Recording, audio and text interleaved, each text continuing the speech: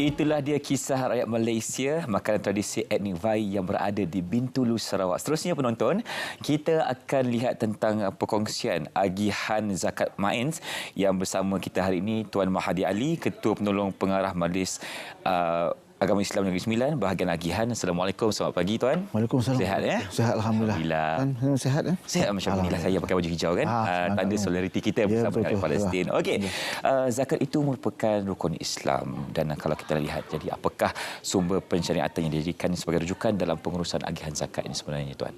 Okey, baik. Terima kasih. Assalamualaikum warahmatullahi wabarakatuh. Salam. Terima kasih. Pertama, saya mengucapkan terima kasih kepada RTM kerana memberi peluang kepada kami, Majlis Agama Islam Negeri Sembilan, untuk bersiaran pada pagi ini.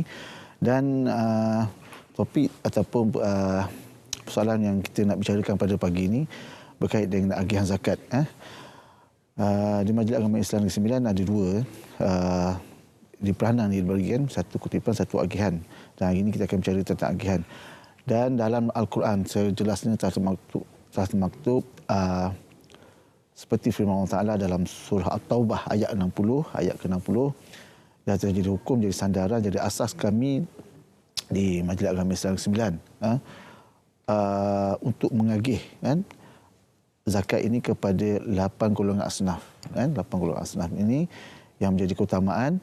Dan seperti sedia maklumlah, saya rasa semua sedia maklum, orang Islam ni tahu kalau sebut agihan zakat kepada 8 golongan asnaf. Yang utamanya pada fakir, miskin, mu'allaf, amil, ariqab, rorimin, ibnu sabil, fisabilillah, ibnu sabil kan. Okey, 8 golongan ini. Pusing macam mana pun, zaman berubah, beredar, dan siapa yang mentadbirkannya, zakat ini diagihkan kepada 8 golongan ini. Sebab ini menjadi asas landasannya dan hukumnya telah ditetapkan Allah Ta'ala. Senang kau jualnya kan, sebab dah ada. Cuma nak mengagihnya macam mana kepada 8 golongan ini, dia kena ada satu sistem, ada satu prosedur, ada satu tata cara. Sekarang ayat yang glamour sebut tata kelola dan sebagainya kan. Jadi dalam zakat ini di Majlis Agama Islam Negeri Sembilan ada pentafsiran dia berdasarkan kontemporernya, apa itu fakir, apa itu miskin dan asas-asas lain ini, untuk memudahkan kita nak sesuaikan dengan Negeri Sembilan, dengan semasa, keadaan semasa di Negeri Sembilan, dan macam mana nak mengagihnya, macam mana kita nak menentukan fakir, miskin dan sebagainya. Ada tata caranya, antaranya melalui hak kifayah, hak kecukupan yang dah diwujudkan oleh bijak pesanan ulama dan bijak pandai terdahulu dan diikuti oleh sekarang, disambung sekarang. Macam mana kita nak buat taksirannya. Baik. Dan ialah kalau sebut secara umum 8 golongan ini, cuma kita nak disusunnya dalam bentuk yang sistematik, tersusun dan ada perinciannya supaya senang kita nak menyalurkan, nak menentu dan menyalurkan bantuan. Di 8 golongan ini kita letakkan jadikan satu prosedur, dan ada skim yang besarnya 16 skim. Skim bantuannya 15 individu, satu dalam bentuk organisasi. Dan ada pecahan-pecahan di bawahnya untuk kita untuk mudahkan dari melaksanakan pengagihan bantuan zakat kepada golongan sasar, itu 8 golongan asnaf ini. Al-Amil itu kamilah kan, yang bekerja di Majlis Besar ni Amil. Kami ni jawatan kami ada dalam Al-Quran, Amil kan. Mungkin salah satu jawatan yang ada dalam Al-Quran. Okey, baik.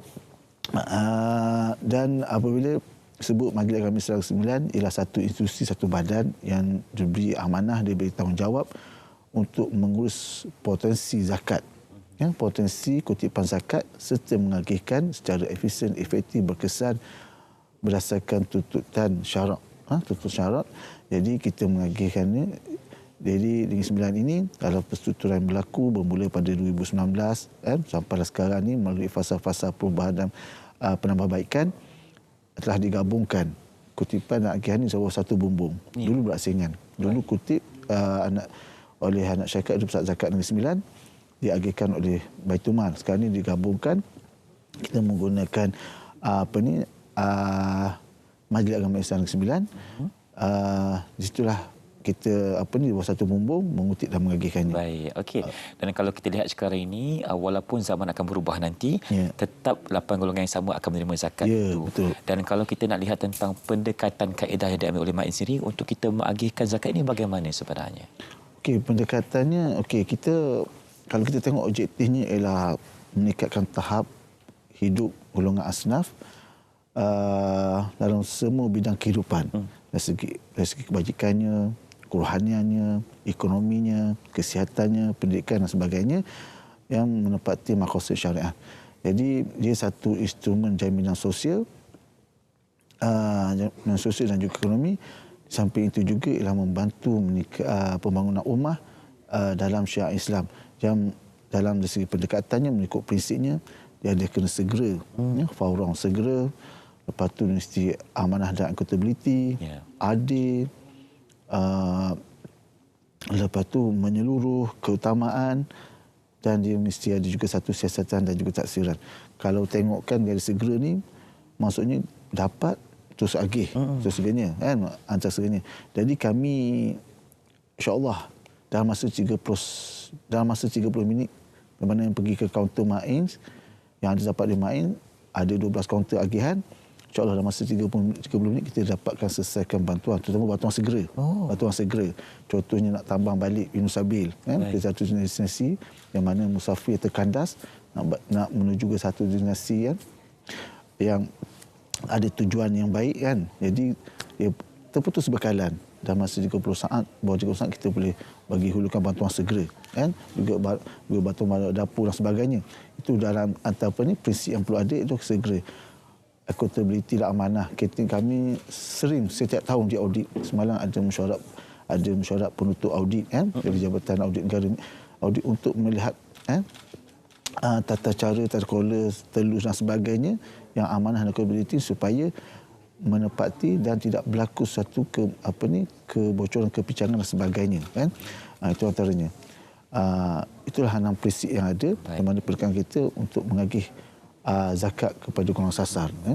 Dan zakat ini sebenarnya berperanan besar dalam aspek pendidikan untuk kita memberikan ruang dan peluang kepada anak-anak kita fakir dan miskin ini supaya mereka keluar dari pupu-pupu yang lama dan mendapat kehidupan yang lebih baik selepas itu. Dan kalau kita nak cakap tentang bantuan persekolahan yang diberikan oleh Zakat Main sendiri, boleh kongsikan tak bagaimana? Okey, baik. Dalam agihan zakat ada satu skim bantuan lah berkait dengan pendidikan. Pendidikan inilah bantuan untuk produktif. Produktif maksudnya produktif ni kita bagi bantuan tu untuk menghasilkan sesuatu. Maksud menghasilkan sesuatu dia ni dapatkan hasilnya ataupun boleh menghasilkan. Dia pergi sekolah, lepas tu dia belajar, lepas tu dia, ada kesungguhan dan dapat mencipta kejayaan. Jadi kami di Majlis Agama Islam sebenarnya dalam peranan zakat yang ada, kita tak nak, terutamanya anak fakir dan miskin ni tak nak sekolah, tak boleh sekolah, keciciran. Antaranya tak cukup dari segi bantuan dan kelengkapan persekolahan. Jadi Majlis Agama Islam sebenarnya menyediakan segi bantuan terutamanya kepada anak fakir dan miskin, persekolahan, kelengkapan persekolahan. Baju, seluar, kasut, kadang lebih pada amir pula. Anak-anak amir pula, kan. Persalinan yang berdapat beg, stokin dan sebagainya. Dan pula kita bagi bantuan tunai juga. Untuk prasekolah kita bagi lebih kurang 150 dan yang sekolah rendah RM200 seorang, yang sekolah menengah RM250. Yang biasanya dulu kalau takwim persekolahan ni dah hujung tahun, kan? Hujung tahun maknanya tak lama lagi akan bulan 12 cuti, bulan 1 akan mula sekolah. Jadi kami tengah sibuk ni. Tapi takwim sekarang ni dah berubah. Kita mula persekolahan pada bulan 3.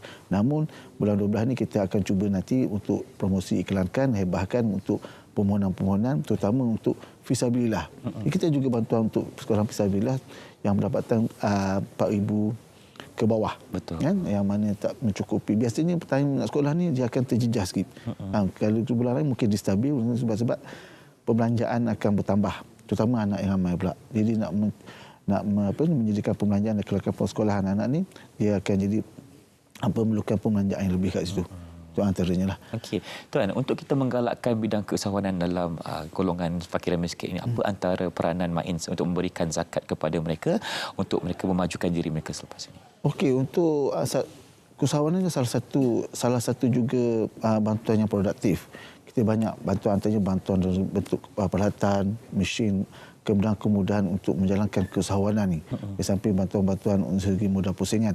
Dan juga kita memberikan kursus latihan dan sebagainya. Bekerjasama dengan agensi-agensi pelaksana atau agensi yang boleh menganjurkan kursus dan juga peningkatan keusahawanan. Kita menjadikan kerjasama konsultan untuk kemahiran dan juga pemantauan serta pemasaran. Kita sesuaikan dengan zaman sekarang ni, dengan digitalnya, asas yang terlibat dengan usahawan ini mesti menguasai ilmu-ilmu ni lah.